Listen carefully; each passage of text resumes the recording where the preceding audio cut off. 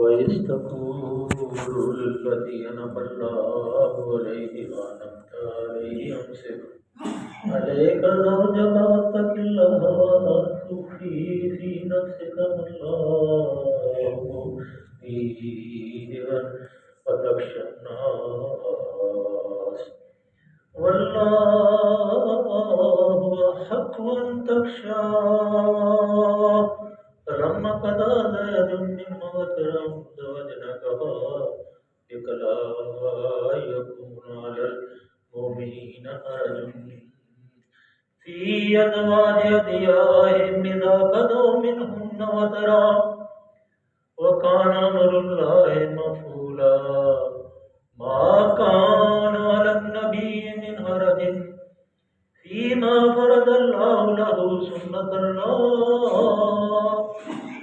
سُنَّةَ اللَّهِ فِي الَّذِينَ خَلَوْا مِن قَبْلُ وَكَانَ أَمْرُ اللَّهِ قَدَرًا مَّقْدُورًا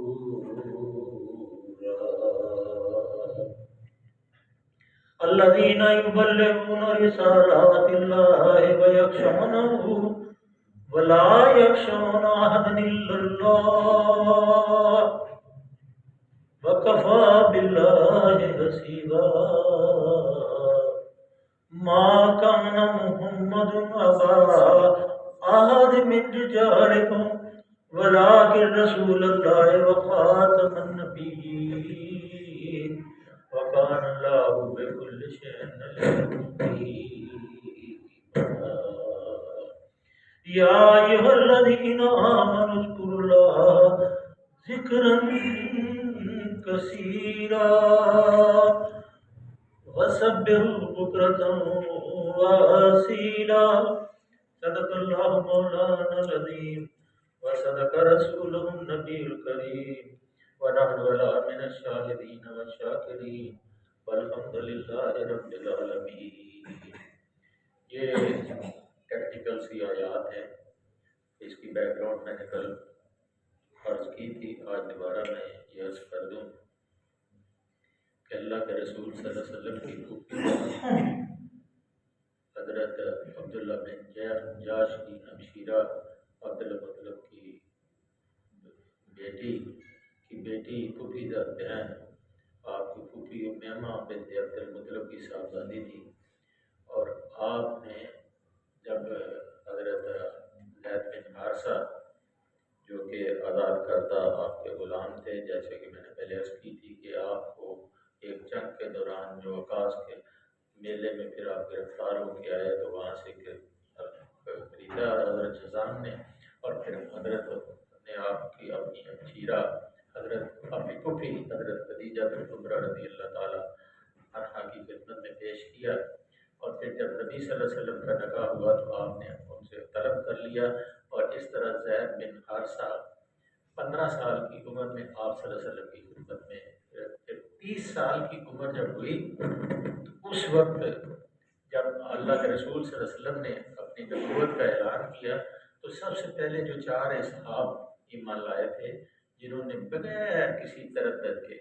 کوئی چوچرا اور ذہن میں کوئی کسی قسم کی شک و شبہ نہیں کیا تھا، ان میں حضرت زید تھے، حضرت خدیجہ الکبریٰ تھیں، حضرت علی رضی اللہ تعالیٰ عنہ تھے، اور صدیق اکبر رضی اللہ تعالیٰ، یہ 4 افراد، اور آپ نے اسی وقت زید کو آزاد کر دیا، اور پھر اللہ تعالیٰ نے اس صورت کو جو اتارا زید کا آپ نے نکاح اپنی بہن سے اگر زینب سے کیا، تو آپ کو پہلے میں نے عرض کر دی کہ یہ بیک گراؤنڈ ہے، اس کو سمجھے بغیر آگے آپ سمجھ نہیں سکتے، تو وہ انہوں نے انکار کیا، لیکن پھر اللہ نے یہ آیات مبارکہ نازل کی تھی کہ اللہ تعالیٰ جو فیصلہ کر دے، معاف کرے، اللہ کسی معاملے میں فیصلہ کرتے تو پھر اس معاملے میں کسی کو کوئی حق نہیں پہنچتا کہ وہ انکار کرے یا تسلیم نہ کرے، اس لیے اسی وقت عبداللہ بن جاش جو کہ حضرت زینب کے بھائی تھے، اور حضرت زینب رضی اللہ تعالیٰ اسی وقت سر تسلیم ہم کر دی، لیکن یہ خاندانی تفاوت جو تھا، فرق جو تھا، وہ بڑھتا گیا، اور ایک دن اللہ نے جیسے پہلے سورہ، یہ سورت کی 1 نمبر آیت، 2 نمبر آیت، 3 نمبر اور 7 نمبر میں اللہ تعالیٰ نے وہ کہ اے نبی صلی اللہ علیہ وسلم متبنہ جو ہے وہ بیٹا نہیں ہے، پہلے اعلان کروایا تھا۔ اور پھر یہ ایک بہت بڑی رسم تھی کہ وہ متبنہ کی جو بیوہ ہوتی تھی یا مطلقہ ہوتی تھی اس سے نکاح نہیں پڑھا سکتے تھے۔ تو یہ اللہ کے نبی خاتم النبیین، اے لوگو محمد صلی اللہ علیہ وسلم تم میں سے کسی مرد کے باپ نہیں ہیں۔ اس لیے جب زید بن حارثہ کو جب ان کے والد اور ان کے چچا لینے کے لیے، ان کی والدہ لینے کے لیے آئیں، جب ان کو پتہ چلا کہ مکے میں آپ محمد صلی اللہ علیہ وسلم کے پاس ہیں، تو انہوں نے کہا کہ آپ جو معاوضہ لینا چاہیں لے لیں، تو ہمارا بیٹا ہمارے والے کا۔ تو آپ صلی اللہ علیہ وسلم نے حضرت زید کو بلایا، نے کہا کہ اگر زید آپ کے ساتھ جانا چاہے تو مجھے کوئی اعتراض نہیں، میں کوئی فدیہ نہیں لینا چاہتا۔ تو جب زید کو بلایا گیا، کہا ان کو جانتے ہو ان صاحب کو؟ کہا یہ میرے والد ہیں، میرے چچا ہیں، میری ماں۔ کہا یہ آپ کو لینے کے لیے آئے، اگر آپ جانا چاہتے ہیں تو تم آزاد ہو، تم ان کے ساتھ جا سکتے۔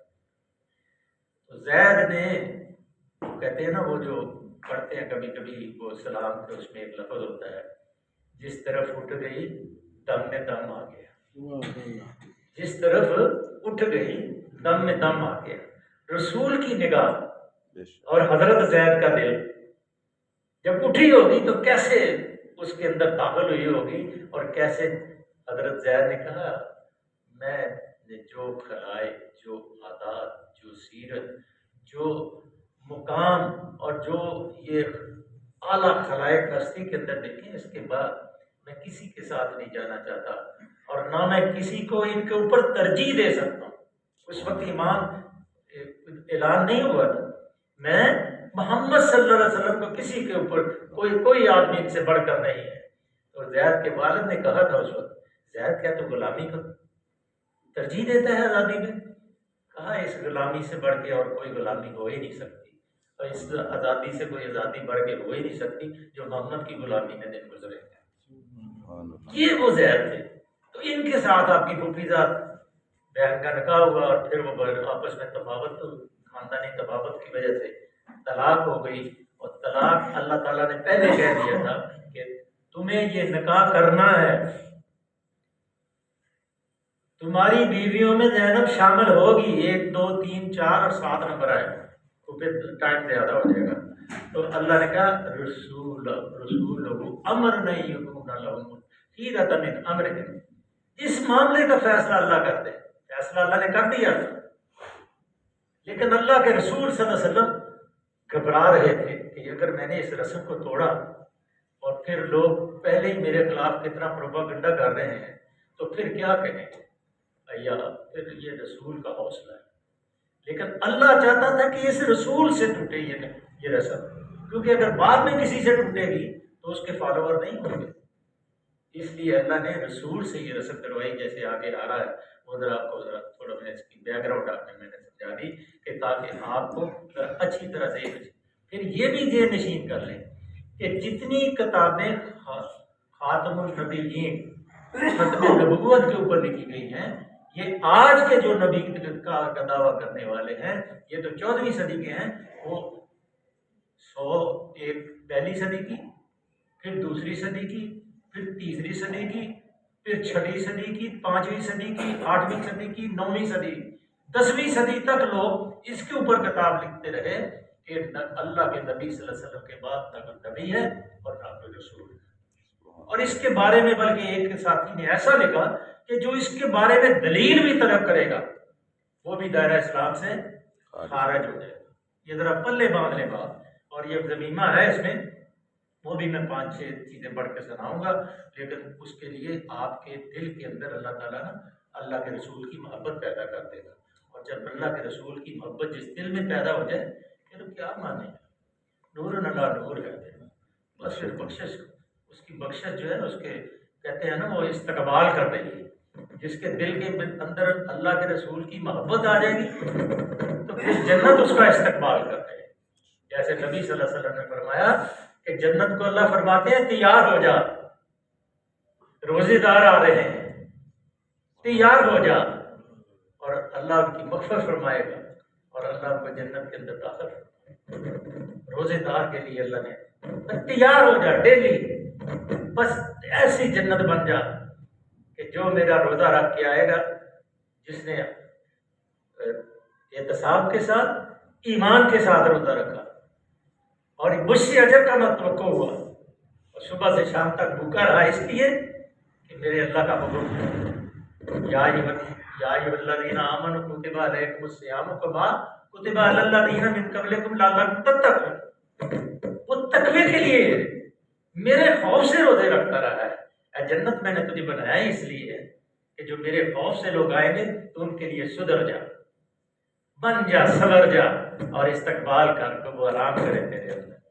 یہاں وہی معاملہ ہے جس کے دل کے اندر اللہ کے رسول کی محبت داخل ہو گئی، سمجھو بیڑا پار ہو گیا، سمجھو بیڑا پار ہو گیا۔ میں نے یہ عرض کی تھی کہ اللہ کی رسول صلی اللہ علیہ وسلم نے فرمایا کہ جس کے دل میں یہ بات داخل نہیں ہے کہ میں ساری دنیا سے اس کو سب سے پیارا ہوں، اس کا ایمان جو ہے کمزور ہے، خارج ہے۔ اس لیے ہمیں اپنے آقا صلی اللہ علیہ وسلم، اپنی جان، ہمارے امی ابا فدا، ہم فدا، ہماری جان فدا، ہماری کوئی حیثیت نہیں ہے ہم ان کے اوپر قربان ہونے کے لیے، ہر وقت تیار ہے۔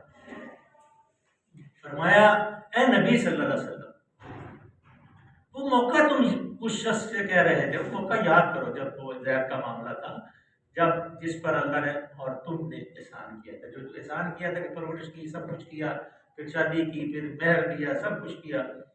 انمتا علیہم سے کلے کا زوجہ کا، اپنی بیوی کو طلاق نہ دے، واتق اللہ، اللہ سے ڈر، وتخفی فی نفسک ما اللہ مبدی، اللہ فرماتے ہیں تو وہ چیز چھپا رہا تھا جو اللہ نے حکم دیا تھا۔ اللہ نے کیا حکم دیا تھا؟ جسے اللہ کھولنا چاہتا تھا تو اسے چھپاتا تھا۔ وہ چھپانا کیا تھا کہ یہ جو لے پالک ہے یہ بیٹا نہیں ہے، اور لے پالک کی بیوی سے نکاح ہو سکتا ہے، حلال ہے، تو لوگ یہ کہہ سکتے تھے کہ جب یہ تو مباح ہی تھا، نہ بھی کیا جاتا تو کیا تھا، لیکن اللہ اس رسم کو کروانا چاہتا تھا، مَلَّهُ مُبْدِيهِ، اللہ اس بات کو کھولنا چاہتا تھا جو تم چھپا رہے۔ اس لیے میرے عزیزو، بس دل و جان سب کچھ فدا ہے، سب کچھ فدا ہے، کوئی چیز باقی نہ رہے، لیکن اللہ کے رسول صلی اللہ علیہ وسلم کی محبت باقی رہی نا تو جنت کھل جائے گی، گناہ معاف ہو جائے گے۔ اس لیے تڑپتے رہو، وَتَخْشَى النَّاسَ، تم لوگوں سے ڈر رہے تھے، وَاللَّهُ حَقُّ أَن تَخْشَوْا، اپنے حبیب سے اللہ فرماتے ہیں کہ اللہ اس کا زیادہ حقدار ہے کہ تو اس سے ڈرے۔ ہماری کیا حیثیت ہے؟ اب ذرا دیکھیں وہ معاملہ کیسا تھا کہ لوگ کیسے تانے دیں گے، ان تانوں سے بچنے کے لیے کتنا خوف تھا۔ فَلَمَّا قَضَىٰ زَيْدٌ مِّنْهَا وَطْرًا زَوَّجْنَاكَهَا لَكَ لَا يَكُونَ عَلَى الْمُؤْمِنِينَ حَرَجٌ، پھر جب زید اس سے اپنی حاجت پوری کر چکا تو ہم نے اس مطلقہ خاتون کا تم سے نکاح کیا۔ جب زید نے آ کے کہا تھا ڈر اللہ سے، نہ طلاق دے، کیونکہ اللہ کے رسول صلی اللہ علیہ وسلم کو حکم مل چکا تھا اور آپ چاہتے تھے کہ اگر زید طلاق نہ دے گا تو مجھے وہ عمل نہیں کرنا پڑے گا، لیکن اللہ تعالیٰ نے آپ سے علی المؤمنین حرج، اس مطلقہ خاتون کا تم سے نکاح کر دیا تھا۔ کس نے؟ منہا وطرن زوجنا کہا لیکن لا یکون علی المؤمنین، اللہ نے نکاح کر دیا۔ کس نے نکاح کر دیا؟ اللہ نے نکاح کر دیا۔ اس لیے نہیں بیویوں میں شامل کیا تھا کوئی ایسی بات، بلکہ اللہ اس رسم کو توڑوانا چاہتا تاکہ کل کو رسول کی سنت پہ تو عمل ہوگا، کسی صحابی کی سنت پہ عمل نہیں ہوگا، کسی ولی کی سنت پہ عمل نہیں ہوگا، رسول کی سنت پہ عمل ہوگا۔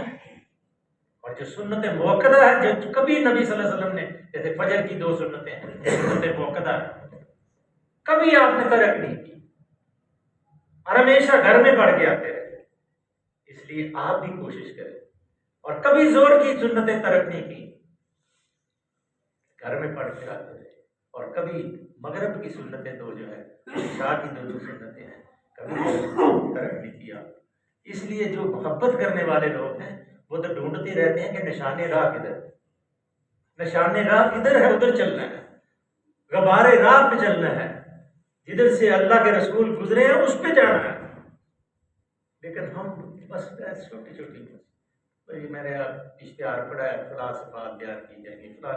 یہ اللہ کے دین کو جب قائم کرنے کی ضرورت ہے. 17 رمضان اسی رمضان میں ہے کہ وہی ہجرت کر کے آئے تھے, لٹے پٹے تھے, تھوڑے سے 313 تھے. اللہ نے حکم کر دیا تھا چلو میدان بدر میں کھڑے ہونا. پھر اللہ کی رضا کے اندر ان کی رضا شامل ہو گئی. وہ کہتے تھے کہ جو اللہ چاہتا ہے وہی ہم نے کرنا ہے.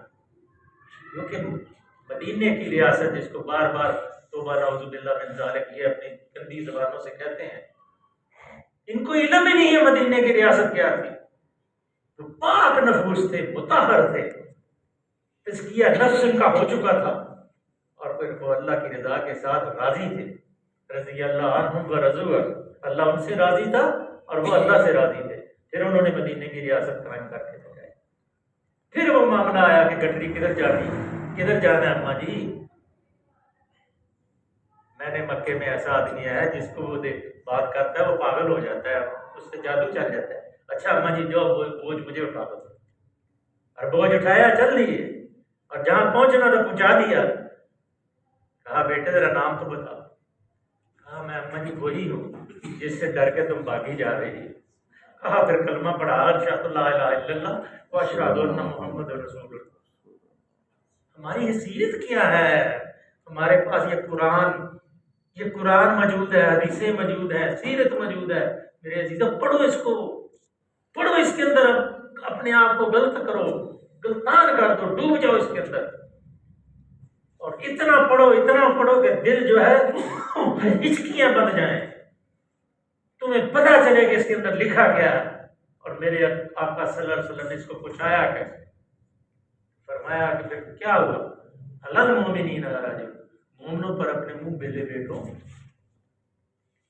کہ جو بیویاں ازواج یا دیائہم کے معاملہ میں کوئی تنگی نہ رہے, تم وہ کام کرو جو میں تمہیں کہہ رہا ہوں. اللہ کے رسول صلی اللہ علیہ وسلم اللہ کہہ رہے ہیں اذا قضوا منہن وطرا, جب کہ وہ ان سے اپنی حاجت پوری کر چکے.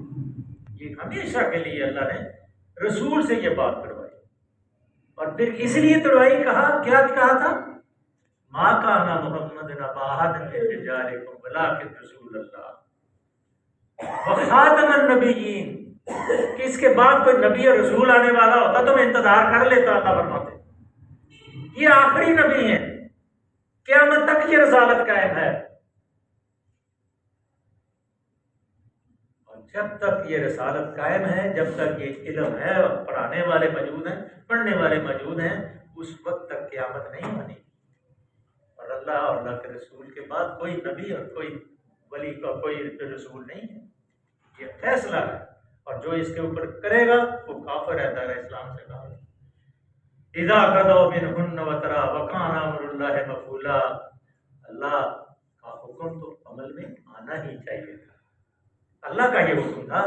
یہ جو بگوڑے ہیں نا دین سے, وہ مختلف قسم کی باتیں کرتے ہیں, یہ اللہ کا حکم تھا. نبی پر کسی ایسے کام میں کوئی رکاوٹ نہیں. ما کان نبی من حرج فیما فرض اللہ لہ, کوئی کام میں رکاوٹ نہیں جو اللہ ان کے لیے فرض کر دیتا, مقرر کر دیتا ہے. سنت اللہ فی الذین خلو من قبل, اس سے پہلے بھی رسولوں اللہ تعالیٰ کی یہ سنت, یہ طریقہ رہا ہے. خلو من قبل, اس سے پہلے جو رسول گزرے ہیں, انبیاء گزرے ہیں, ان کے معاملہ میں بھی یہی سنت اللہ کی رہی ہے. وکان امر اللہ قدرا مقدورا, اور اللہ کی سنت ان سب انبیاء کے معاملے میں رہی جو پہلے گزر چکے ہیں. اور اللہ کا حکم ایک قطعی طے شدہ فیصلہ ہوتا ہے, اور یہ اللہ کی سنت ہے ان لوگوں کے لیے. اللہ دینا یبلغون رسالت اللہ, جو اللہ تعالیٰ کی رسالت کو, جو اللہ تعالیٰ کی آیات کو جو تبلیغ کرتے ہیں, پہنچاتے ہیں. رسالات اللہ ویخشونہ ولا یخشون احدا الا اللہ, اور اسی سے ڈرتے ہیں, اور ایک خدا کے سوا کسی سے نہیں ڈرتے. الا اللہ, مگر اللہ سے. وکفی باللہ حسیبا, اور محاسبہ کرنے کے لیے اللہ ہی کافی ہے. باقی انشاءاللہ کل پڑھیں گے. اللہ سے دعا ہے کہ اللہ کی ذات کریم ہمیں اپنے آقا صلی اللہ علیہ وسلم سے محبت کی توفیق عطا فرمائے. اور آخری نبی, اس کے بعد کوئی نبی نہیں. لا نبی من بعدی، کل حدیثیں سنائیں گے انشاءاللہ، بے شمار حدیثیں۔ اللہم صلی وسلم علی عبدک ورسولک وحبیبک سیدنا محمد النبی الامی وعلی آلہ وصحبہ وبارک وسلم علیہ۔